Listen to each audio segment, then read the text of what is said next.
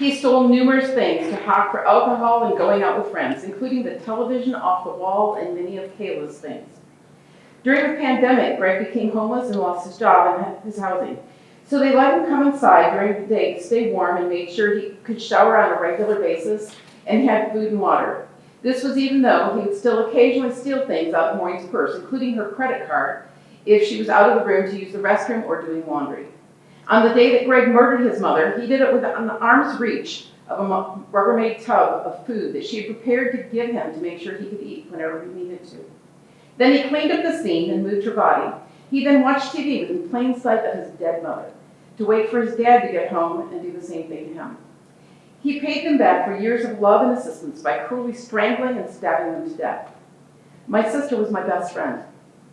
Losing her meant that my mother's dementia had a significant setback, and she needed more assistance with daily living immediately. Maureen had been my support for my mom living with me, coming down to stay with mom if I needed to be away for a weekend, and taking mom up to stay with her for a week or two several times a year to have more time with mom herself and to give me breaks so that I didn't need to be a full-time caretaker. I also lost the person I talked to several times a week, just to listen and understand in a depth that no one else could, because we had the same reference growing up together.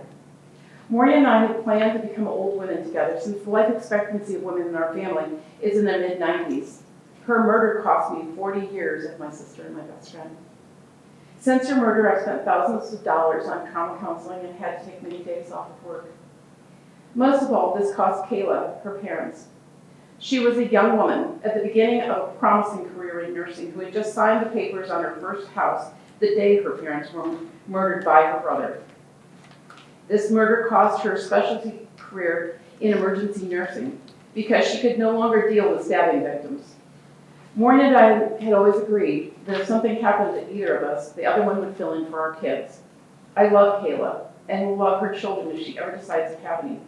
But she doesn't deserve to have to settle for an aunt and uncle instead of the amazing mom and dad that were ripped away from her by the brutal murders her brother committed.